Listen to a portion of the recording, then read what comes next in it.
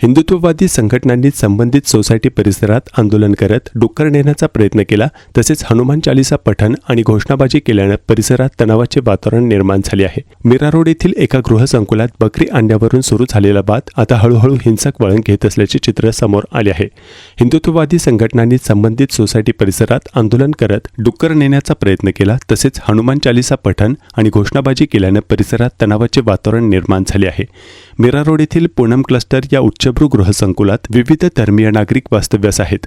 2 दिवसांपूर्वी बकरी ईदच्या पार्श्वभूमीवर काही रहिवाशांनी संकुलात बकऱ्या आणून ठेवल्याचे समोर आले होते. यावर काही रहिवाशांनी आक्षेप घेतल्यानं वाद निर्माण झाला होता. या पार्श्वभूमीवर सोमवारी रात्री हिंदुत्ववादी संघटनांनी सोसायटीबाहेर आंदोलन केले होते. त्यावेळी परिस्थिती काही काळ नियंत्रणात आली होती. मात्र आंदोलनकर्त्यांची एका मुस्लिम व्यक्तीसोबत बाचाबाची झाली.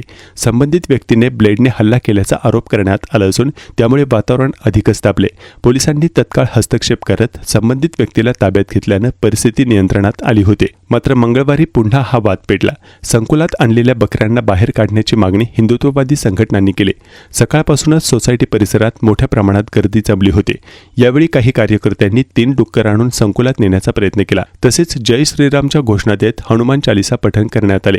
परिस्थिती हाताबाहेर जाण्याची शक्यता लक्षात घेता पोलिसांनी मोठा पोलीस बंदोबस्त तैनात केला. अखेर पोलिसांच्या मध्यस्थीनंतर संकुलातील बकऱ्या बाहेर काढण्यासाठी वाहने बोलवण्यात आल्याची माहिती समोर आली आहे. जे पूनम क्लस्टर सोसायटी आहे, जे सोसायटीमधले जे 2 ग्रुप होते, त्या दोन्ही ग्रुपमध्ये त्यांच्यामध्ये डिस्कशन झालं आणि त्यांनी सहमतीने निर्णय घेतलेला आहे की जे बकरे होते ते महानगरपालिकेने जे जिथे सोय केलेली आहे तिथे हे बकरे त्यांनी शिफ्ट केलेले आहेत आणि आता याच्यामध्ये कोणताही इश्यू नाही.